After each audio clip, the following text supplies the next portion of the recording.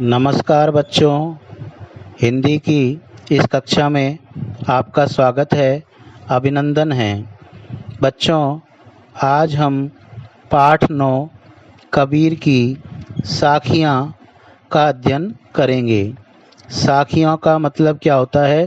शिक्षा या ज्ञान। अर्थात कबीर दास जी हमें क्या शिक्षा प्रदान करते हैं या वो हमें क्या ज्ञान प्रदान करते हैं। तो इन साखियों में ज्ञान की महिमा, बाह्य आडंबरों का विरोध किया गया है। मनुष्य को संयमपूर्ण व्यवहार करने, मन का घमंड त्याग कर शालीन व्यवहार करने पर बल दिया गया है।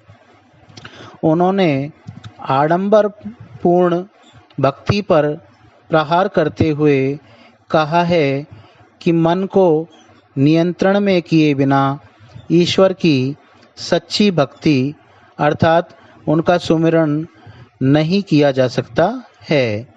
तो आइए हम इनके एक एक दोहों का अध्ययन करते हैं और उससे हमें क्या शिक्षा प्राप्त होती है ये आपको साथ के साथ बता रहे हैं। तो आप अपनी किताब खोल लें और ध्यानपूर्वक सुने। सबसे पहला जो इनका दोहा है या जो इन्होंने पंक्तियाँ लिखी है, उसके अंदर इन्होंने जाति के भेदभाव को बुलाने की बात कही है कि मनुष्य को जाति पाति की भावना का त्याग करना चाहिए और उससे उठ कर के ये सलाह दी है कि हमें सभी का सम्मान करना चाहिए। तो यहाँ कहा गया है कि जाति न पूछो साधु की, जो पूछो तो ज्ञान, मोल करो तलवार का, पड़ा रहन दो म्यान। पूछो मतलब पूछना या जानकारी प्राप्त करना। ज्ञान का मतलब ज्ञान की बातें, जानकारी प्राप्त करना। इसके पश्चात तलवार का मतलब तलवार, और म्यान क्या होती है? जिसमें तलवार को रखा जाता है। तो ये इनके छोटे छोटे शब्दों के अर्थ है। अब इसका मैं आपको पूरी पंक्तियों का अर्थ बता रहा हूँ कि मानव को चाहिए कि किसी साधु सन्यासी ज्ञानी व्यक्ति से उसकी जाति के बारे में नहीं पूछना चाहिए। जाति न पूछो साधु की, जो पूछो तो ज्ञान। अर्थात साधु की, सन्यासी की, ज्ञानी व्यक्ति की जाति को हमको नहीं पूछना चाहिए, बल्कि उसके ज्ञान के बारे में हमें पूछना चाहिए, उससे जानकारी लेनी चाहिए, जिससे हमारा कल्याण हो सकता है। मोल करो तलवार का, पड़ा रहन दो म्यान। अर्थात यदि हमको मोल भाव ही करना है, कीमत पूछनी है, तो हमको तलवार की कीमत पूछनी है, न कि म्यान की। म्यान क्या होता है? जिसमें तलवार को रखा जाता है। तो हमें म्यान की कीमत से कोई मतलब नहीं है, हमें तलवार की कीमत मालूम करना चाहिए, जिससे कि हमें वास्तविकता का पता लग सके। अर्थात साधु सन्यासी के ज्ञान की हमें बात पूछनी चाहिए, उसकी जाति नहीं पूछनी चाहिए। दूसरे जो साखियाँ हैं या शिक्षा है, वो कबीर दास जी क्या दे रहे हैं कि आवत गारी एक है, उलटत होई अनेक, कह कबीर उलटिए रही एक की एक। गारी का मतलब गाली। गारी का मतलब क्या होता है? गाली होता है। और आवत का मतलब क्या होता है? आते हुए। उल्टत अर्थात हमको पलट करके, उल्टी करके, अर्थात दोबारा से कोई गाली नहीं देनी चाहिए। तो यहाँ इनका कबीरदास जी क्या अर्थ बता रहे हैं या इनसे हमें क्या शिक्षा मिल रही है कि हमें अपने मन को शांत रखना चाहिए। तो शांत कैसे रखना चाहिए? कि आवत गारी एक है, उलटत हो अनेक, कि गाली देने वाला व्यक्ति अकेली गाली देकर चुप हो सकता है।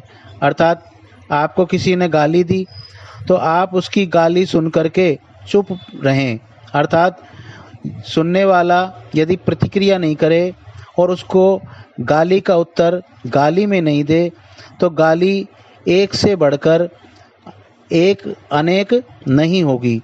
और यदि हम उल्ट करेंगे, दोबारा उसको गाली देंगे तो गाली एक से अनेक हो जाएगी। कह कबीर नहीं उलट ये, रही एक की एक। अर्थात कबीरदास जी कहते हैं कि गाली को उलटना नहीं चाहिए, जिससे एक ही बनी रहे, कि नहीं उलटिए, रही एक की एक, अर्थात शांति कायम रह सकती है। और हम गाली को उल्टे नहीं, दोबारा नहीं हम उसको गाली दे तो वो गाली एक की एक ही रह जाएगी, और हमको ऐसा नहीं करना चाहिए। अर्थात संयम बरतना चाहिए, शांति रखनी चाहिए। तीसरी जो शिक्षा उन्होंने हमको दी है वो ये कही है उन्होंने कि माला तो कर में फिरे, जीभ फिरे मुख माही, मनुआ तो चौं दिस फिरे, यह तो सुमिरन नाही। अर्थात कबीरदास जी यहाँ कहते हैं कि ऐसा भगवान का ध्यान करने से जो आडंबर है, जो दिखावा है, करने से कोई फायदा नहीं है, जिससे कि हम भगवान का सही ढंग से, ईश्वर का सुमिरन नहीं कर सकें। तो माला तो कर में फिरे, कर का मतलब हाथ, और माला क्या होती है, जो हम माला को फेरते हैं भगवान का जप करने के लिए। फिरे मतलब फेरना। जीभ फिरे मुख माए, और जीभ जो हमारी है वो मुख मतलब मुंह के अंदर फिरती है। मनुआ तो चौं दिस फिरे, मनुआ मतलब मनुष्य, चौं दिस मतलब चारों दिशाओं में, फिरे मतलब उसका जो मनुष्य का जो मन है, मनुष्य का मन है। आ रही है आपको समझ में कि मनुआ तो चौं दिस फिरे, यह तो सुमिरन नाय, कि उस मनुष्य का जो मन है, वो मनवा का मतलब यहाँ मन से है, कि मनवा का मतलब मन, यानी मन उसका चारों दिशाओं में फिरता है। तो यह तो सुमिरन ना है, सुमिरन का मतलब स्मरण। कबीरदास जी कहते हैं यहाँ कि माला तो कर में फिरे, कर मतलब हाथ में, कि माला जो है वो व्यक्ति हाथ में लिए हुए बैठा है भक्त, और उसको माला को हाथ में घुमा रहा है, उसके मणियों को एक एक को, और मुख में जीभ घूमती रहती है, जीभ फिरे मुख माए, और उसकी जीभ कहाँ घूम रही है, मुंह के अंदर, अर्थात उसको नए नए मिष्ठान खाने की इच्छा हो रही है, किंतु चंचल मन चारों दिशाओं में घूमता रहता है। मनवा तो चौं दिस फिरे, चंचल जो उसका मन है, मनवा का मतलब मन, यह तो सुमिरन ना है, इसे सुमिरन यानी स्मरण करना, भगवान को याद करना, जपना नहीं कहा जा सकता है, क्योंकि पूजा, ध्यान, साधना में मन का संयम में रहना या आत्म केंद्रित होना बहुत ही अनिवार्य है। इसके पश्चात कबीरदास जी ने अगली जो अपनी साखियां हैं, शिक्षा है, उसमें ये कहा है कि कबीरा घास न नींदिए, जो पाँव तली होए, उड़ी पड़े जब आँख में खरी दुहेली होए।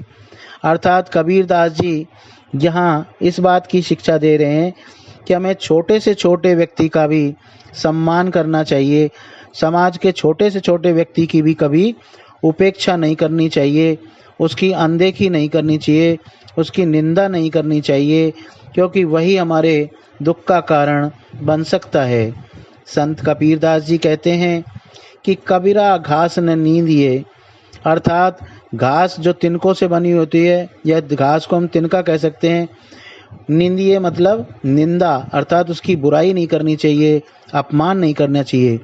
निंदिए का मतलब निंदा करना या अपमान करना।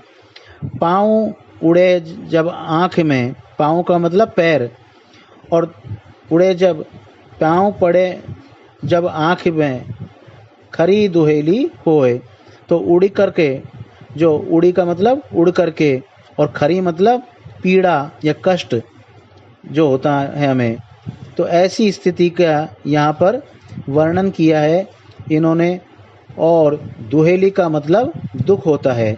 दुहेली का मतलब क्या होता है? दुख। तो अब आप ध्यान से सुन लीजिए कि खरी का मतलब पीड़ा, कष्ट, दुहेली का मतलब दुख होता है, और पाँव मतलब पैर होता है। निंदिए मतलब निंदा करना, अपमान करना, बुराई करना, और उड़ी उड़ी उड़ी पाँव मतलब पैर, और उड़ करके जब वो हमारे पास आता है।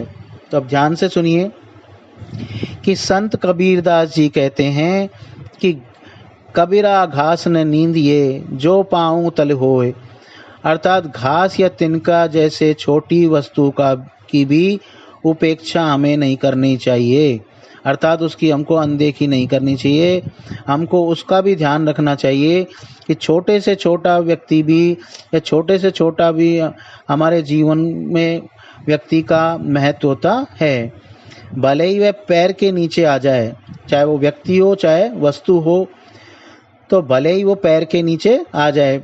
जो पाँव तली होए, पैर के नीचे, तली मतलब नीचे आ जाए, क्योंकि उड़ी पड़े जब आँख में खरी दुहेली होए, वही तिनका यदि उड़कर आँख में पड़ जाए तो दुख दुगना बढ़ जाता है। एक छोटा सा तिनका भी यदि उड़ करके हमारी आँख में चला जाता है तो हम देखते हैं कि देखते ही देखते हम आँख को मिसलने लगते हैं, और उस आँख में से हमें हमारे पानी आने लग जाता है, आँख लाल हो जाती है। और भी यदि काफ़ी समय तक उसको रगड़ते रहते हैं तो हमारा शरीर एकदम से थकान महसूस करने लगता है और हम बीमार या अस्वस्थ हो जाते हैं। तो इसलिए हमको छोटे से छोटे व्यक्ति की या वस्तु की भी हमको निंदा नहीं करनी चाहिए, उपेक्षा नहीं करनी चाहिए, अपमान नहीं करना चाहिए। यदि तिनका उड़ करके आँख में पड़ जाता है तो हमारा दुख बढ़ जाता है। इसका आशय यही है कि समाज के छोटे से छोटे व्यक्ति की भी हमें उस व्यक्ति की उपेक्षा का शिकार नहीं होना चाहिए, क्योंकि वह हमारे दुख का कारण बन सकता है। अर्थात हमको समाज में सभी का सम्मान करना चाहिए। अगली देखिए, जग में बैरी कोई नहीं जो मन शीतल होए, जग में बैरी कोई नहीं जो मन शीतल होए, या आपा को डारी दे दया करे सब कोय। यहाँ पर देखिए, जग का मतलब संसार से है, और बैरी का मतलब शत्रु या दुश्मन से है, शीतल का मतलब ठंडा है, और आपा का मतलब घमंड से है। आपा का मतलब घमंड से है। डार दे का मतलब त्याग देना चाहिए। कोई मतलब कोई भी। कोई का मतलब क्या होता है? कोई भी। तो अब हम इसके अर्थ को समझ रहे हैं कि इस साखी में क्या हमको शिक्षा दी गई है कि कबीरदास जी यहाँ कह रहे हैं कि जग में बैरी कोई नहीं जो मन शीतल होए। कबीरदास जी कहते हैं, मानव को समझाते हुए, मनुष्य को समझाते हुए, कि यदि मन शीतल शांत रहता है तो संसार में कोई दुश्मन नहीं दिखाई देता है, या कोई भी दुश्मन हमारा नहीं होता है। यदि हमारा मन शीतल है, हम किसी को कटु वचन नहीं कहते हैं, हम सभी का सम्मान करते हैं। या आपा को डार दे दया करे सब कोय, वह यदि अहंकार का त्याग कर दे, वह यदि अहंकार का त्याग कर दे तो सभी लोग उस पर दया करते हैं। अभिमान मानव का सबसे बड़ा शत्रु है। अभिमान, घमंड जो होता है वो मनुष्य का सबसे बड़ा शत्रु होता है। इसलिए व्यक्ति को अपने अहंकार का या अपने घमंड का त्याग कर देना चाहिए। यदि वो ऐसा करता है तो सभी लोग समाज में उसका सम्मान करते हैं, उस पर दया करते हैं, और उस व्यक्ति का कोई भी शत्रु नहीं होता है, बल्कि सभी उसके मित्र होते हैं। तो कबीर की साखियों का मतलब, कबीर ने इन दोहों के माध्यम से, इन साखियों के माध्यम से हमारे लोगों को या मनुष्य को ये शिक्षाएं प्रदान की गई हैं कि वो किस प्रकार से अपने जीवन को अच्छा बना सकता है। यदि इन शिक्षाओं को हम अपने जीवन के अंदर उतारें और इनका सम्मान करें, इनके अनुसार चलें, तो निश्चित रूप से ही हमारा जीवन खुशहाल होगा, सुखमय होगा और सभी लोग हमारी प्रशंसा करेंगे। इनके मैं आपको अर्थ सहित दोहों को भेजूँगा। इसके साथ ही आप इसके सबसे पहले पाठ के शब्दार्थ लिखेंगे, उसके बाद इनका अर्थ लिखेंगे। और बच्चों, ये आपको जो भेजा जा रहा है, इसको लिखने के पश्चात आप याद भी करते रहें। जब भी विद्यालय खुलेगा तो हम इन पर दोबारा से बातचीत करेंगे, तो आपको उसमें काफ़ी सहयोग मिलेगा यदि आपने पहले से ही याद कर रखा है। तो मिलते हैं अपनी अगली कक्षा में।